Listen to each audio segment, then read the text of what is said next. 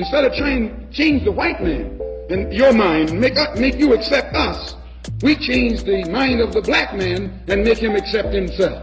And as soon as he accepts himself, he'll solve his own problem. He won't be trying to force himself into your factory and into your bedroom and into your kitchen.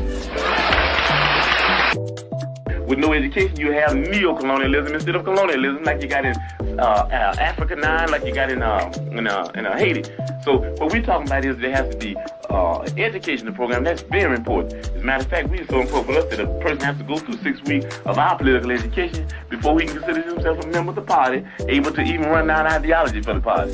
Why? Because if they don't have an education, then they're nowhere. You dig what I'm saying? They're nowhere because they don't even know why they're doing what they're doing.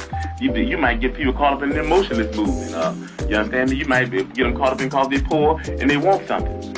And then if they're not educated, they want more. And before you know it, they'll be capitalists. And before you know it, we have Negro imperialists.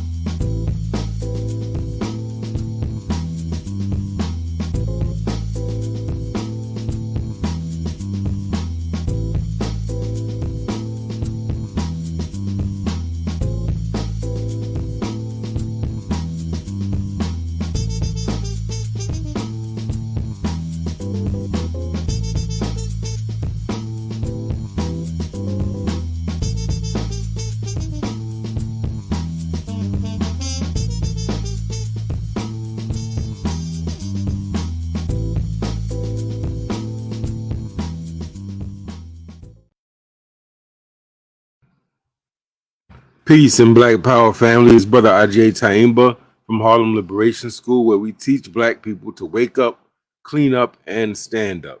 Well, family, we are back again with another live broadcast, part of the My 2 Cents series.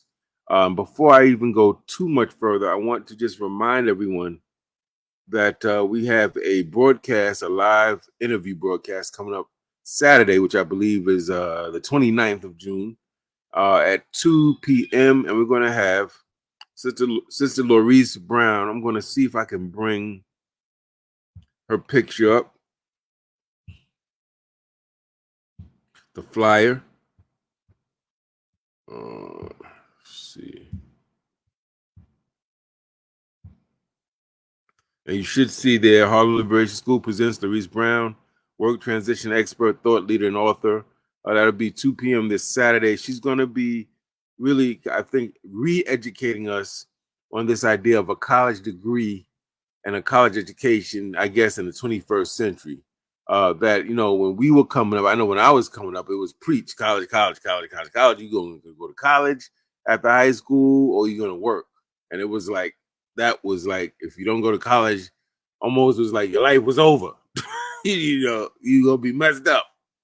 That wasn't exactly true then, but today it's even less relevant because of the digital age, and there's so many opportunities in other areas. So Sister Laurice is going to be talking about, you know, how we can get into tech and trades and other well-paying jobs that don't necessarily require a 4-year degree. This is important to me because I know that many people in our community are not going the college route, right?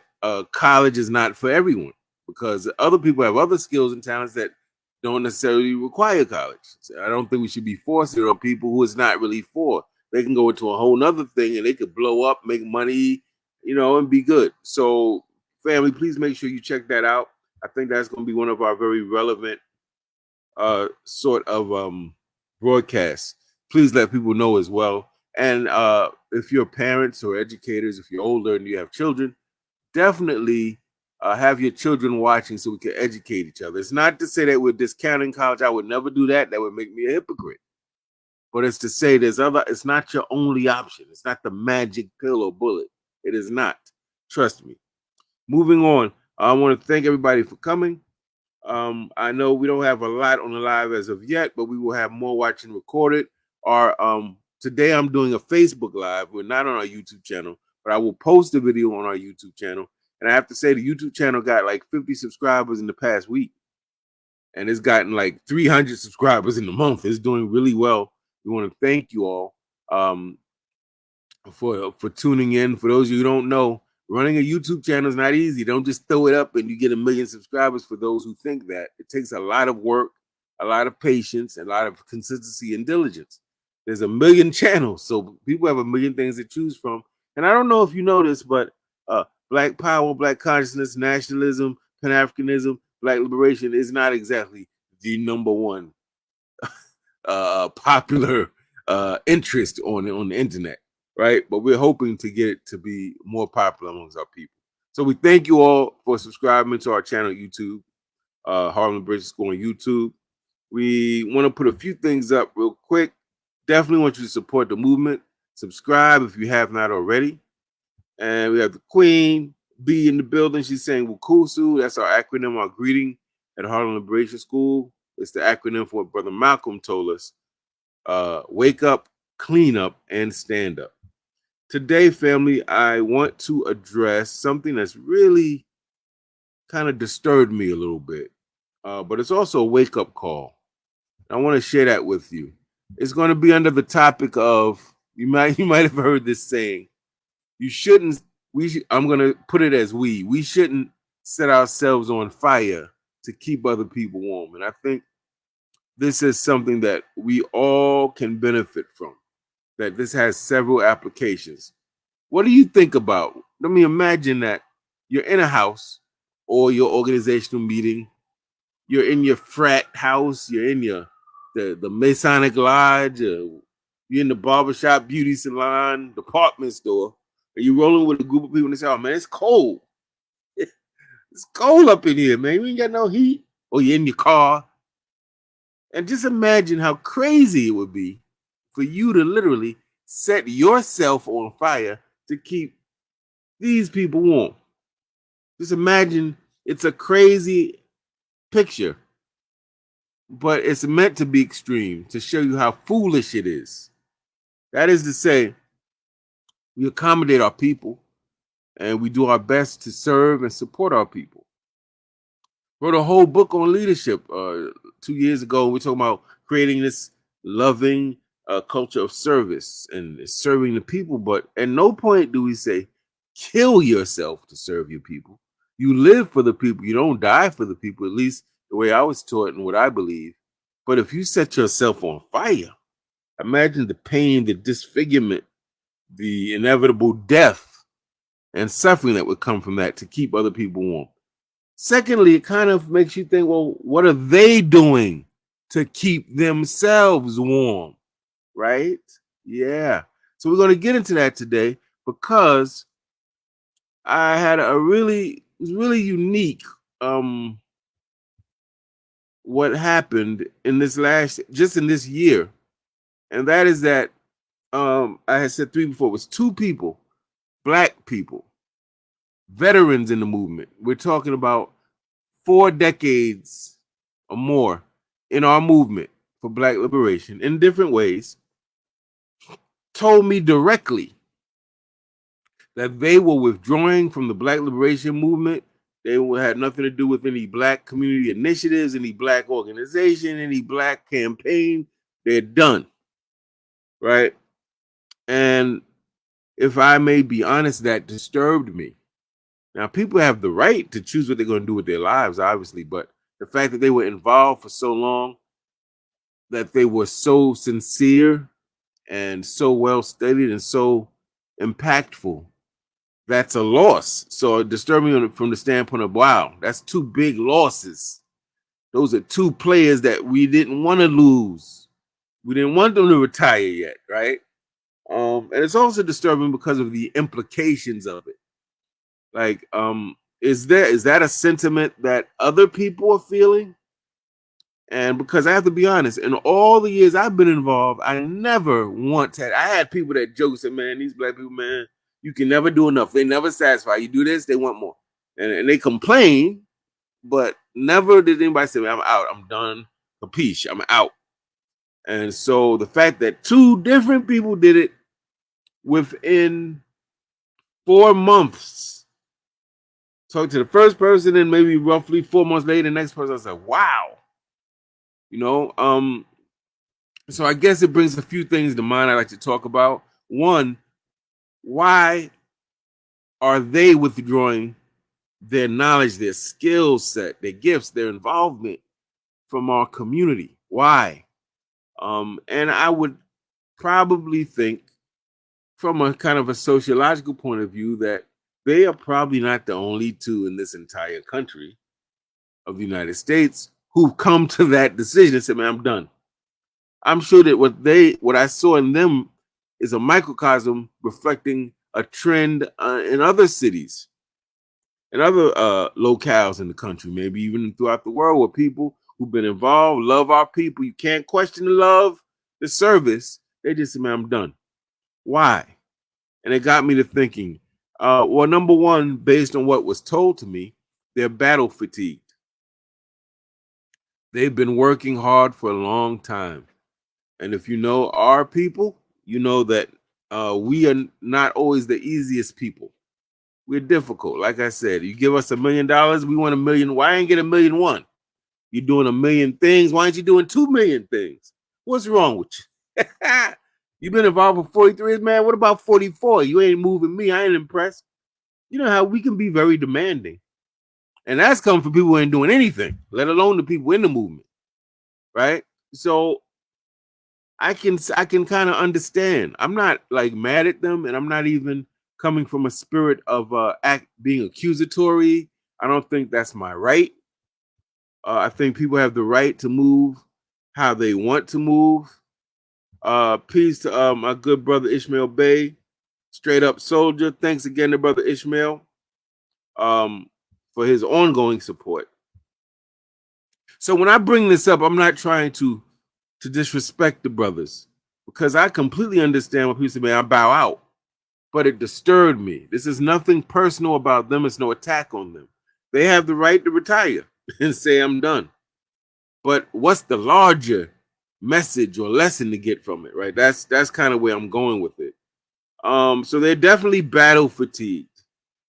And what's happening, in the Nation of Islam, the 5% Nation of Gods and Earth, they talk about the 5%, the 10%, the 85%, that there's this 5%, the poor righteous teachers. They know the truth. They know who the true and living God is. They teach the truth. They're battling the 10% who's the wicked. That's the bloodsuckers of the earth. You can figure out who that is. And they're trying to save the 85%, which is the majority of our people, who are what? Deaf, dumb, and blind. Pray to a God that know not what. And eat all the poison animal eaters. Eat all the wrong foods.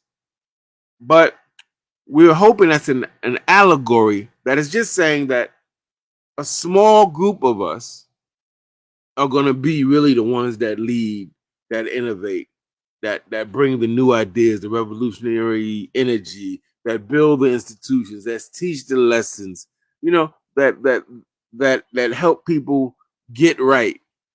And that's pretty much how it is. It's always a small group. You may look at documentaries of the civil rights movement, you think every black person was involved, and then you realize, no.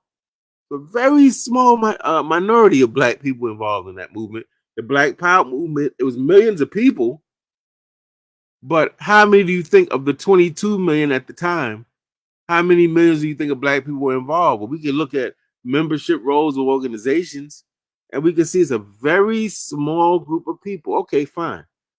The problem with that, though, when it's such a small group, it indicates that some people are doing way more than their share of work. But it also indicates on the converse side that everyone isn't doing their fair share of work. It's like a team. You know how it is. You got 1 or 2 people that's always cleaning, always cooking, always thinking, always doing this, always doing that. Then you got people that's just chilling. So that's going to cause what? Resentment. But more than that, it just wears people down, and people get to the point where, just like the people I talked about, they say, man, I'm done. They say I'm done. So it's something we need to talk about. People are becoming overwhelmed. They're getting burned out, and they're just bouncing. They're leaving. And it does remind me again of the saying in reference to them, because I'm not mad at them. That's not my place to be mad. They shouldn't have to set themselves on fire to keep the black community warm. In other words, there should be enough people in the black community that are turning on their little toaster ovens or heaters or whatever to stay warm, so that a few people don't have to get so burned out to the point where they want to leave the movement, right? So this, in other words, is indicative that we might be approaching this thing, this project, this concept called Black liberation, in a way that's not effective or efficient. People should not, if you have a team and one or two people constantly complaining that they're burnt out, they're tired, and no one is stepping up to help but benefiting all the time, taking, oh, I went to this beautiful lecture, oh, I saw this book, so this movie by, oh, we went to this. That's great. But then the question is, what are you doing though? Right? What are you doing to participate? Right? What are you doing to participate? And so it brings me to this question, not wanting to be somebody that's always talking about problems. I try to see myself as a solutionist, not just a revolutionist. What can we do? What can we do to solve this problem, to alleviate the burden on a few, relatively speaking, a few people that's doing this thinking, this work, this building, this inspiring, whatever. And so I have some ideas, family. Bear with your brother. I'll try to go through it concisely. And thank you for joining me. Number one, I think we should launch a movement or campaign, at least nationwide, certainly in our local jurisdictions, to activate and recruit more youth into the movement. I don't say this to disregard elders and, like myself and some of you watching, but as we get older, and that's the other thing, the individuals I spoke to, they're like middle age, and you're getting older, your energy, you want to chill. You may have aches and pains and medical issues and all types of stuff coming up, right? So it becomes like we want younger people to come in who are fresh, new ideas, energy, right? They ready to rumble, they ready to put in some work, roll up them sleeves. I remember when I was like 18, 17, 18, 16, 17, 18, I was at every protest rally. I was in Brooklyn with Eleanor Bumpers. The white cops killed her unfairly. I was there. They were protesting for the Audubon Ballroom. It's going to demolish it, Columbia University. And I was there. Protesting, no, we want to keep this for Malcolm X. And Now it's the Malcolm X Bishop Center. One of many people that was there. Michael Griffin and what was that? Howard Beach. And the white racist young people in that neighborhood killed him. I was at a few of those. I mean, just all over the place. I had the energy, fam. I could do that. I can't do that anymore. I have mobility issues now. I've had several strokes. That's not practical. And even if I didn't, I wouldn't have the energy. My mind is in a different place. I'm thinking differently. I don't feel I need to be at every single rally anymore. I'm older. So we need younger people, and we have to really think about creative, innovative ways to attract younger people, to recruit them, to educate them, and to activate them similarly to the way, if you said, Ishmael, if you're still watching, similarly to the way we were activated when we were young men, right? So to think of ways to do that. Number two, it's important that we frame things accurately and in a way that is practical, in a way that people can easily understand it, and in a way that empowers the masses of people.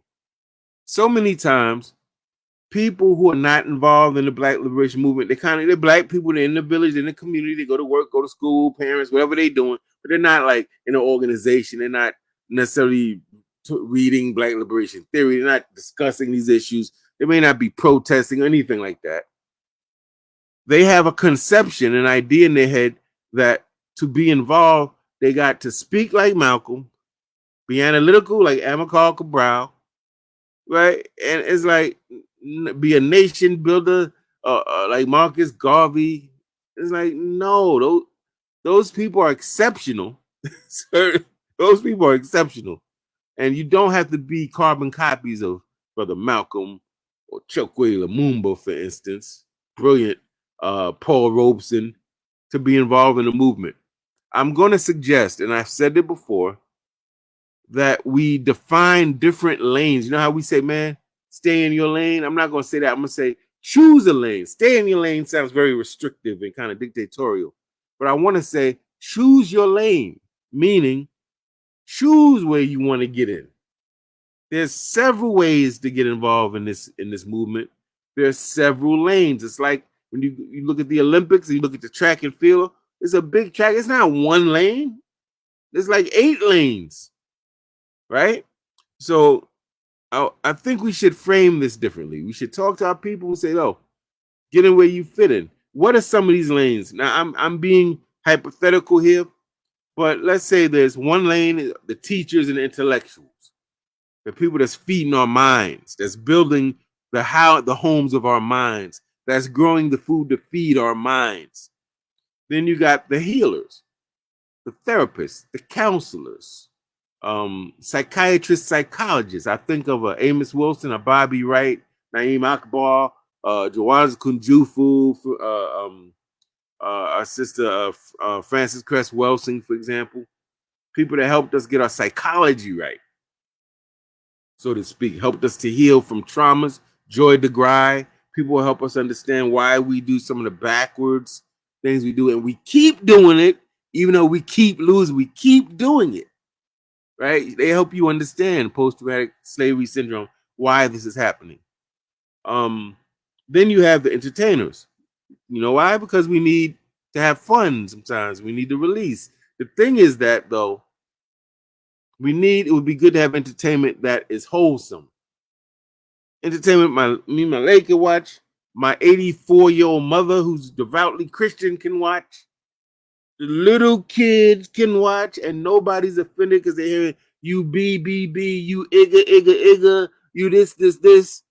And it's using these sexist slurs, these racist slurs. It's using inappropriate language. It's talking about sexual stuff we don't want necessarily our kids to be exposed to.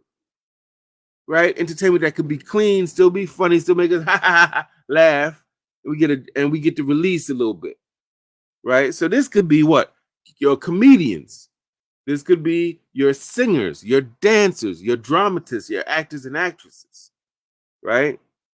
I don't know if I put creative. I should have put creatives. Creatives covers a lot. These would be your people that write movies and songs and decorate and do fashion and art. We need administrators. These are people that can run large-scale institutions or small institutions. People that know how to regulate things and people. People who know how to write rules and make and enforce them and things of that nature. Diplomats, people who know that language is powerful and that we don't just say anything we want any way we want. If we want peace, there's a way that we gotta communicate. So we don't go over to another country talking bad about the country or ridiculing or humiliating the prime minister of the country and expect not to get arrested for months and months, right? Things like that. People that know how to talk to people, to bring conflict down, to build bridges and build relationships, create allies or whatever. Or if we're in war, can help us de-escalate. Right? We need farmers for obvious reasons. We need scientists for obvious reasons. We need our people who deal with self-defense. That's the way I'm going to frame it. We might call it community policing. Some might look at this formation as a militia, whatever you want to call it. We need our economists, right? We need people to help us understand economy, supply, demand, products, goods, services, making sure that everyone who wants to be employed is ably employed, making sure that everyone that is employed is making a livable wage, meaning they're earning enough money to be able to take care of the basic things they need and their family needs to survive. That nobody's unemployed who wants to work, and nobody's underemployed who is working. That's not happenstance. That's a science called economy, right? We need the people to have those type of mindsets to help us understand how can we work this cooperative economics thing where no one person's running everything, like in the type of capitalist formation we have. And we need, along with economists, we need people who got that money, and they're looking to share that money with worthwhile ventures, organizations, nonprofit or otherwise. Philanthropists, we call them. We don't tend to mention them a lot in the nationalist community. And it's funny because of all the different communities in our community, we probably most need philanthropy because we're not popular. You know, we ain't necessarily dancing and playing ball and knocking balls at the park and doing the things that are popular in popular culture. But what we're doing is important, right? So, for instance, when you think of who's important in American history, who do you think of? Well, certainly if you're Rolling Stone, you're going to say Elvis Presley, Michael Jackson, different people like that, James Brown. But when you're talking about who put the country here, who gave you a country, you're talking about George Washington, Alexander Hamilton. So in the same way, the nationalists and Pan-Africanists are in that same boat. We are the people that's going to put a nation here that's going to fight and create this government and staff that government and regulate the government and make sure that our people are good. Just like they call them founding fathers and mothers. Well, there wasn't no founding mothers then, but we would be this generation's founding fathers and mothers, right? And we need money. We need those type of resources. So think about if we sold it and framed it that way. And we talked to our kids, and it wasn't just, oh, you going to school? What you going to do? It was, the discussion now becomes, we've been checking you out. You seem very gregarious. You talk a lot. You're outgoing. You're funny and charismatic. And you happen to sing and dance pretty well. What are the things you like to do? And then you have those real targeted conversations. You're putting them in different things. You're studying them. You're observing them. It becomes, it's not something that you do haphazardly. So now you have a discussion. You say, what do you think about entertainment? And say, I don't want to entertain. And you help to say, well, no. There are people that entertain that are angels in our community. See, we got to get our people out of this the only place you can get water is at the water fountain. Break them out of that. Help expand their consciousness, help them see there's truth and beauty everywhere, not just in the church, the synagogue, or Harlem Liberation School. There's a lot of places. There's angels all over the place, kicking truth, righteousness, and beauty and peace, and helping people to live in ways that will better them. And help your kids to see that. It's the same thing. Somebody may say, I want to do, I don't know, I was looking into maybe doing art. Great. Support them. Help them understand the business of it. Help them understand, is that something they really want to do? Whatever it is they want to do, don't downplay it. Because chances are, whatever it is they want to do is of importance. Right? So if they want to cook, don't downplay that. Do we eat? Do we go to restaurants? Are we some of the biggest supporters of white people's restaurants? Yes, we are. Why would we not support people that want to cook? We support people who want to cook when we go to restaurants. People say, I want to clean. Why would we not support people who want to clean? Things need to be cleaned. We pay people hotels pay people to clean. Cleaners get big budgets. So I'm saying frame it in a way where people in the community can start saying, oh, I can get involved. I can get involved in the Black liberation movement, and I don't have to go to jail. I don't have to stop eating pork. I would suggest it. I don't have to read every book ever written. No, because you don't. There's different lanes for different people, and they all require what? different personality traits, different skill sets, different gifts.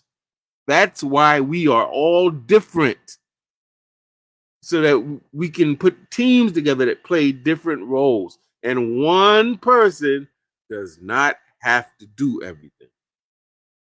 One of the reasons people get battle fatigued is because we have not framed this movement in a way where all these different community members are coming out, getting involved. It's like, all I do is do poetry. I can't get involved. Oh, yes, you can. Did you hear about the Black Arts Movement? What? Yes, you can. If you're a young person, you do spoken word poetry, we want you. We're looking for you. We need to be having groups of young poets and groups of young singers, choirs and freedom singers. We need to be bringing everybody on. And we need to tell them, yeah, that gift that God gave you could be used to help our people. So come on. But I just sing. That's okay. Sister, brother, we got a choir. We got the freedom singers for you. And we're going to use this organization. We're going to raise money. We're going to bring beautiful songs, wholesome messages, stuff like get up, get out, and get something. Stuff like I ain't going to let nobody turn me around. Stuff that inspires people when they're dealing with struggle in life. There's a role for all of these people, but we got to frame it right. Let me stop and pause. I see some comments. I want to make sure I don't leave anyone out. I see we got a lot of people. First of all, we got Brother Donnie is in the building.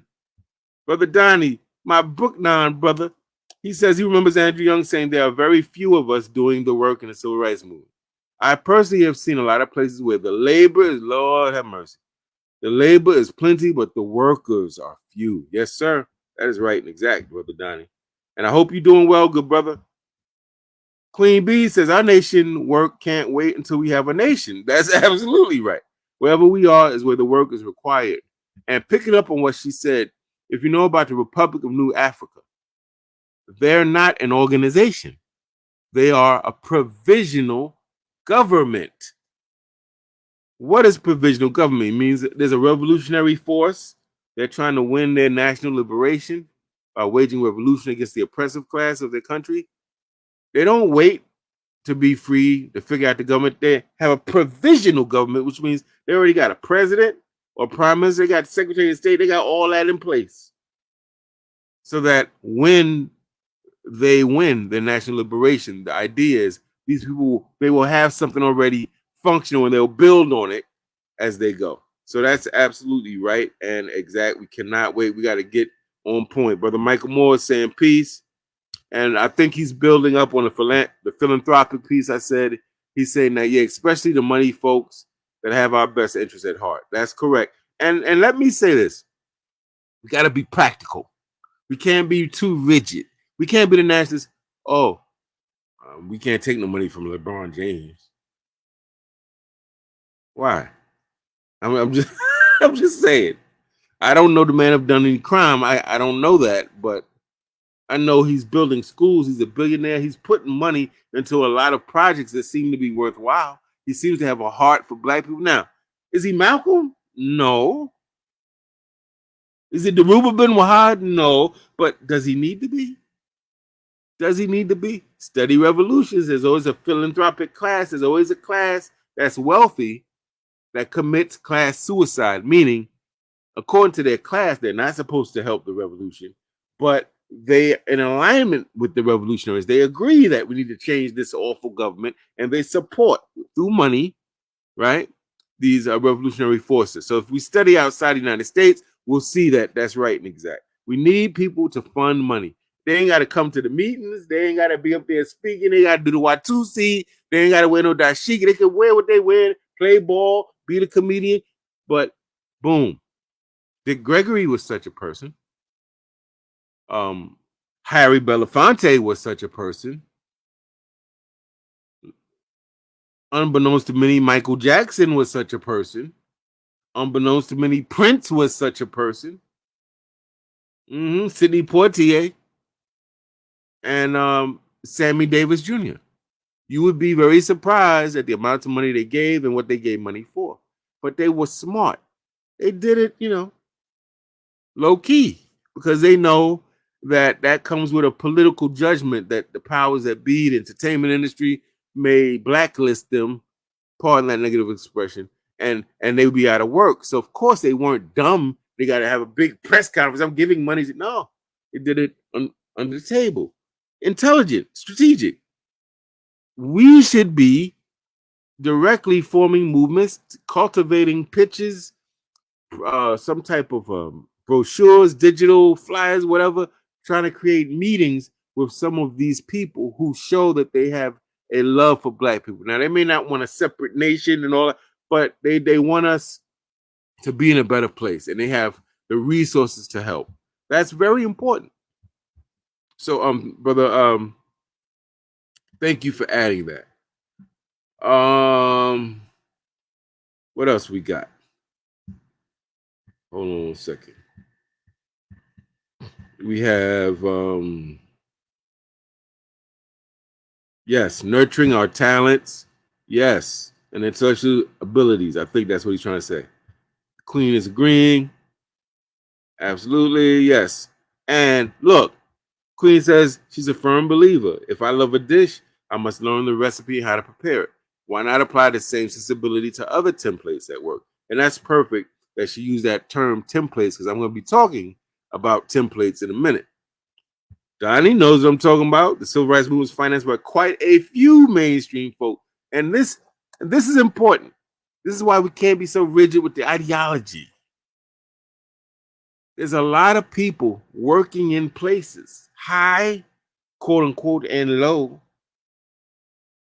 that share your politics that you would never know unless you had a personal discussion with them and you knew people close to them. You would never know, right, that Sammy Davis Jr.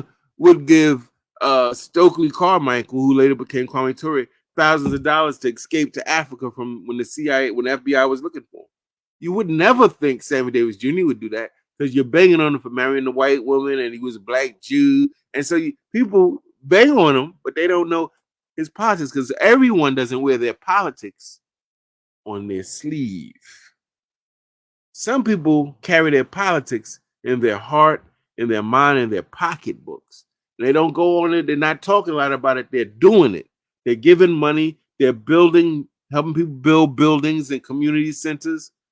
They're supporting initiatives. They're deploying books and helping to staff schools and all types of things. But because they're not here talking about Black Power, and because they wear the suit and they're light skin or whatever weird hang up we got, we write them out, and we have to do away with that sort of simplistic politics, because you can't judge people's politics based on how they look. Family, you can't. You just can't do that. All right, let me get back, and then we'll come back. Number 3, encourage them to choose a lane. Encourage them to get to work.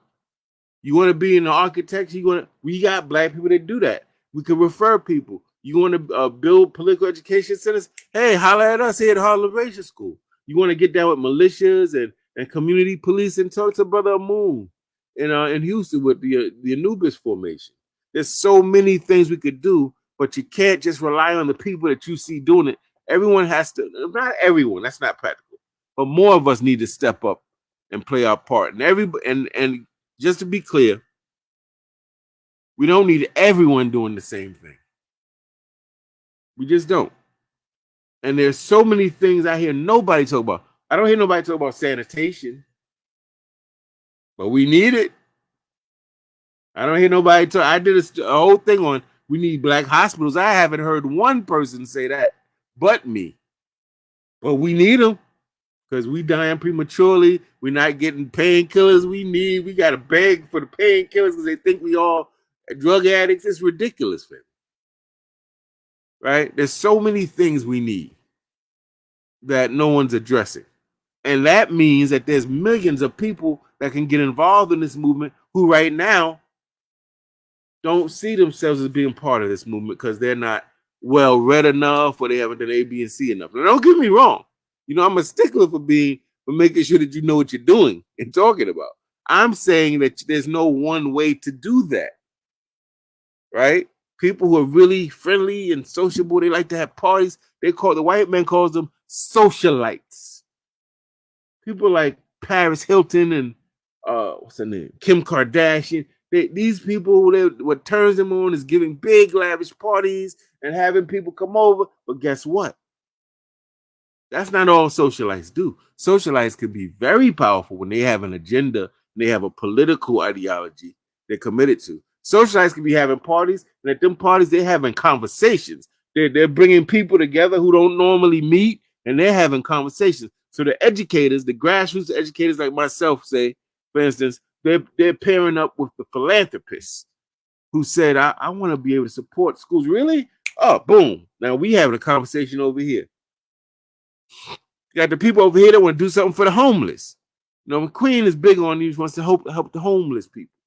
People in, that are transient, don't have a place to live. And so the socialite will call a big thing and have her. Now she's having conversation with somebody that got the money and the wherewithal or an organization to support her organization, what they're doing. See? But if you just look at this, it's just a big party, you miss it. Socialites are very, very powerful. Very powerful. Because they bridge a lot of gaps, they bring people together, and they do it under the auspices of what? What do we all like to do? Have fun. They got the little drinky drinks, they got the little music. You see?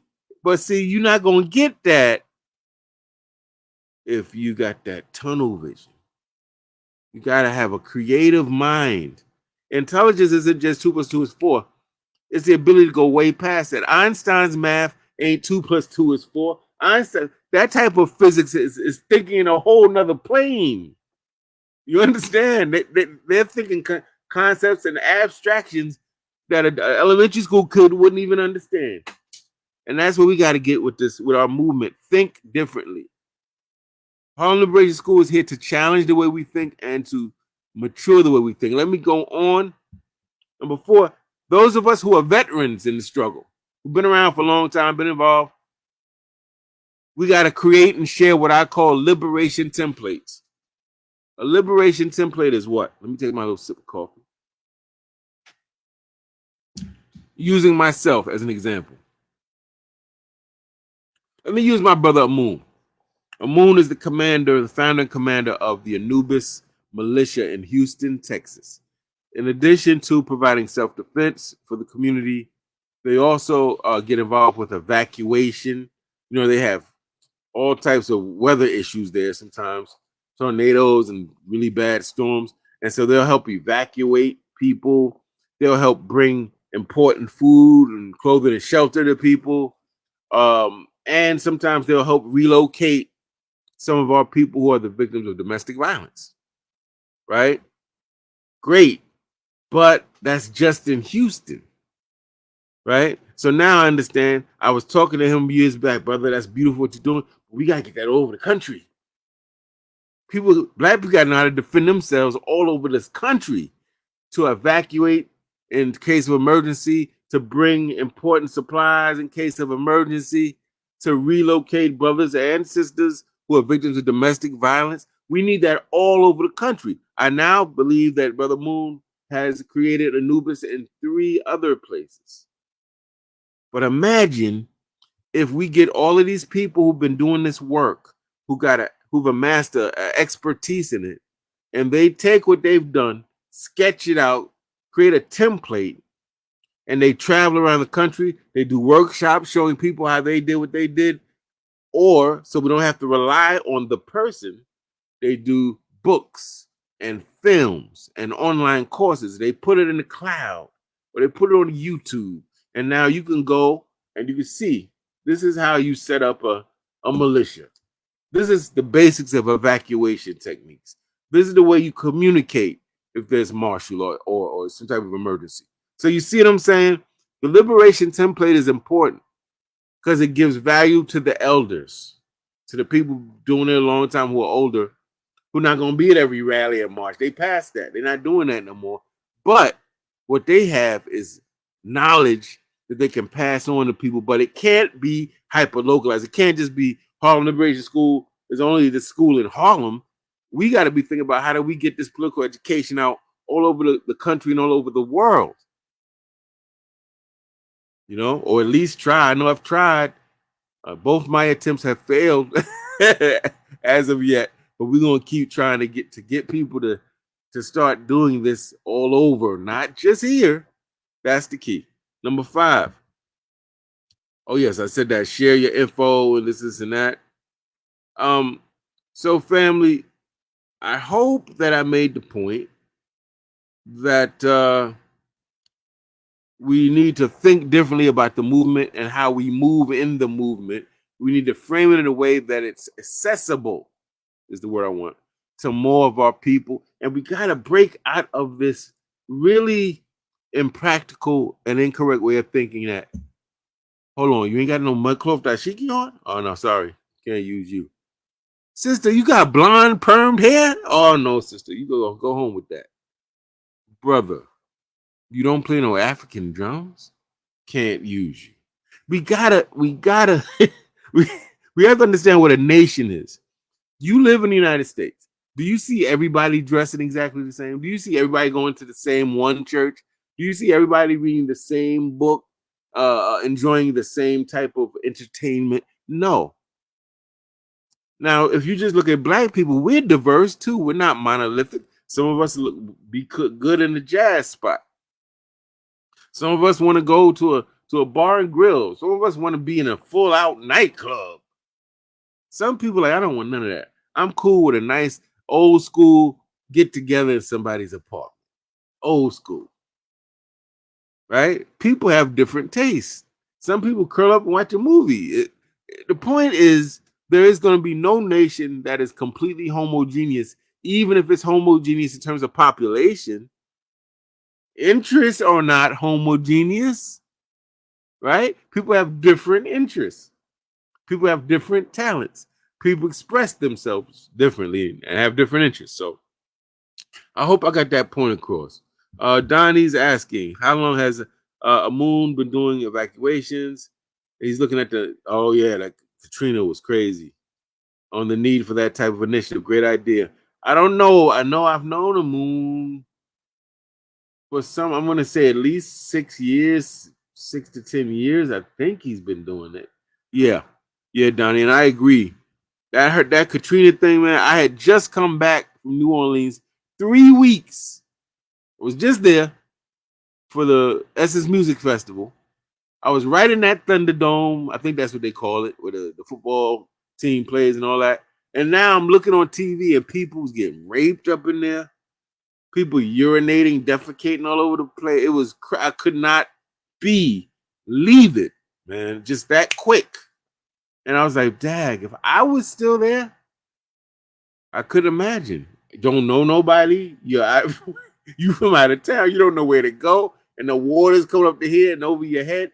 What you gonna do? So, yeah, I'll never forget Katrina. I'll never forget that. And how scared I was for our people and how vulnerable it showed us all we are. Like, we talking all about the Black Power. Okay, what do we do when there's a crisis? Who's going to help you? Yeah, what if you're not on the government's list of important people, like we saw happen in Katrina, right? We need to have our own. So, yes, Donnie, that's an excellent idea, and that's very important.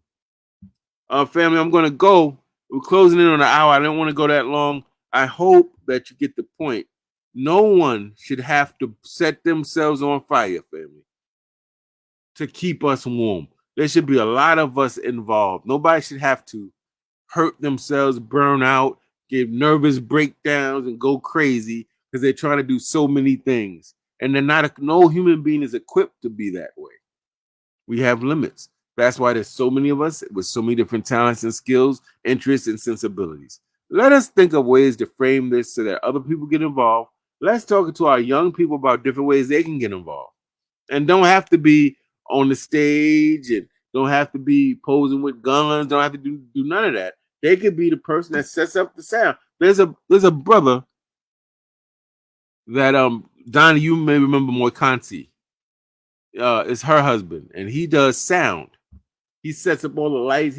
big concerts. He set up the lights and the sound equipment. I'm assuming he makes good money from it. And he's conscious, right? He's not up there holding rallies, but he's the one that's setting up your sound. Do we need people like that? Yes, we do. Because every event you have that requires sound, you need somebody who knows what they're doing. Now, he doesn't have to be a revolutionary to do that, right? We need all types of things. I'm just trying to get us to expand the way we think.